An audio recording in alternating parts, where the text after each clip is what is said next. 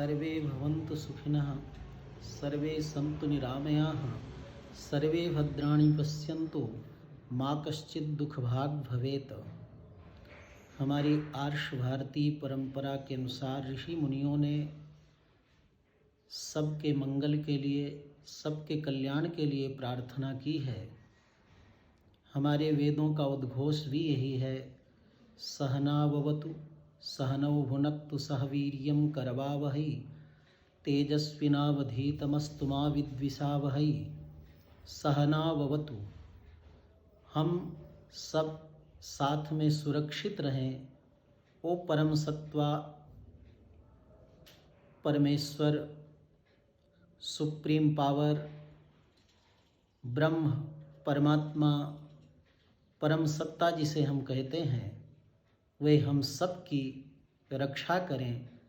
ऐसे ऋषियों ने जो प्रार्थना की है, आज उसी प्रार्थना की आवश्यकता है और सावधानी की भी आवश्यकता है। कोरोना महामारी वायरस आज के विज्ञान को सोचने पर विवश कर दिया है कि सृष्टि का, ब्रह्मांड का एक परमाणु भी कितना घातक हो सकता है। ऐसी महामारी से बचने के लिए इकट्ठा नहीं होवें, एक दूसरे के स्पर्श से बचें, क्योंकि ये संक्रमण के जो रोग होते हैं, वायरस होते हैं, एक दूसरे के स्पर्श से, एक दूसरे के श्वासों के संस्पर्श से, एक दूसरे की वस्तुओं को यूज करने से संक्रमित होते हैं और उत्तरोत्तर इनकी वृद्धि होती जाती है। तो इन कीटाणुओं को, वायरस को, महामारी रोग को पराजित करना है तो इस महामारी को परिहास में, उपहास में नहीं लें, अनदेखा नहीं करें। पुरानी कहावत है, रोग को कभी छोटा नहीं समझना चाहिए। तो ये महामारी कितना भयानक रूप ले सकती है। पूर्णतः इसकी औषधि भी अभी तक प्राप्त नहीं हुई है। तो इसके पूर्व ही हम सजग हो जावें कि महामारी और भयंकर रूप ले। इसके पूर्व ही हम सजग होकर के स्वच्छता रखें, हाथ को बार बार धुलें, मुख को धुलें।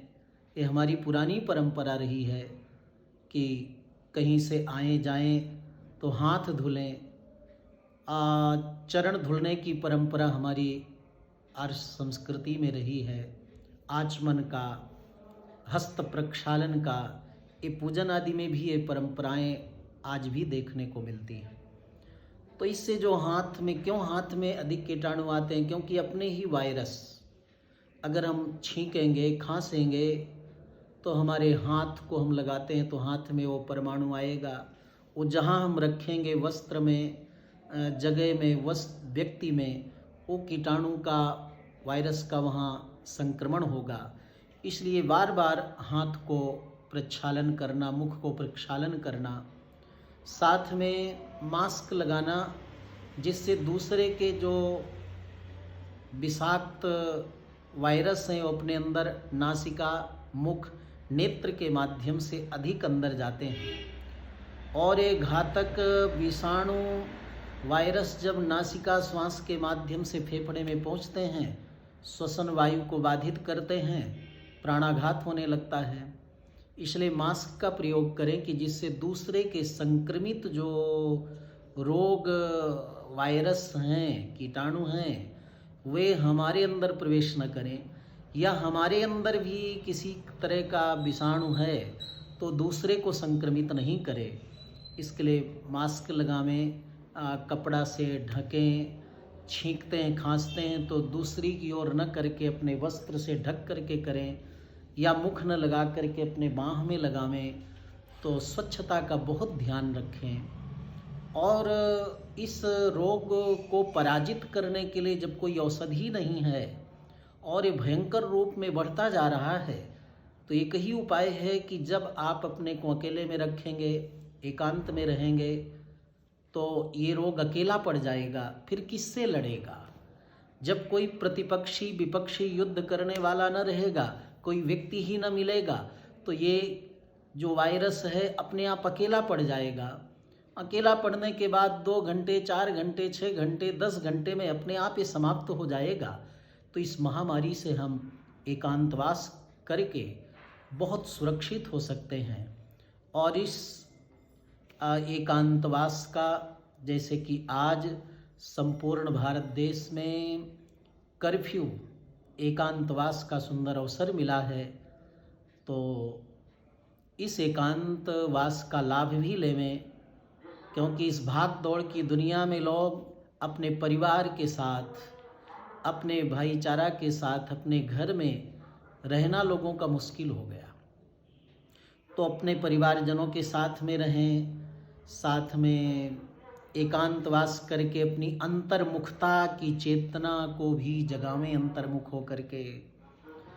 और साथ ही साथ हम खान पान का भी सात्विक ध्यान रखें, आहार विहार का ध्यान रखें।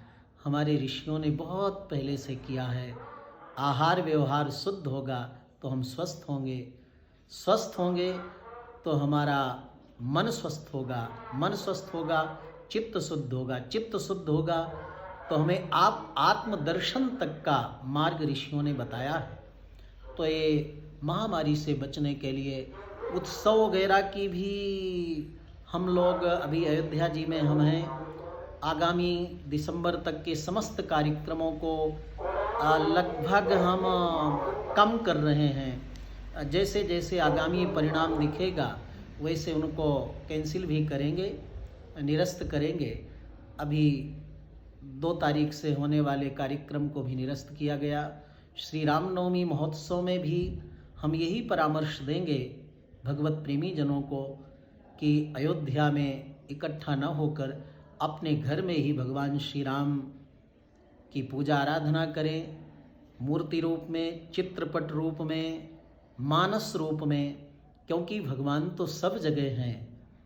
आप अपने घर को ही इस नवरात्रि में, श्री रामनवमी के अवसर पर अपने घर को ही अपने मानसिक भावना से अयोध्या मानिए और अपने मन चित्त को मंदिर मानिए और अपने हृदय के अंदर उन मर्यादा पुरुषोत्तम भगवान श्री राम का अनुभव करिए।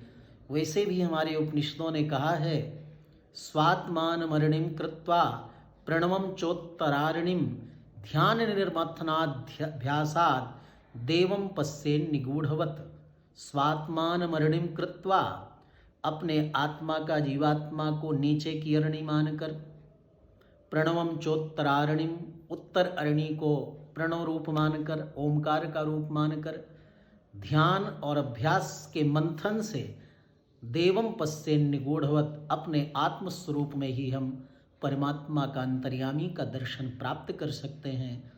तो इस बार सभी भक्तों से निवेदन है कि वे अपने घर को ही अयोध्या मानकर, अपने ठाकुरवाड़ी को ही मंदिर मानकर, जो आपके राम जी स्वरूप हैं, चित्रपट मूर्ति हैं, उनकी आराधना करें। वो भी नहीं है तो अपने घर को अयोध्या मानकर, अपने शरीर को मंदिर मानकर, अपने आत्मा रूपी सुंदर गर्भगृह में विराजमान चैतन्य ज्ञान आनंद घन परमात्मा का, अंतर्यामी का आराधना करें एकांत में बैठ करके, अंतर्मुख हो करके। और ये भी प्रार्थना करें कि महामारी हमारे परिवार, हमारे गांव, हमारे प्रांत, हमारे भारत राष्ट्र से दूर भागे, सबकी सुरक्षा हो और साथ ही साथ ये महामारी से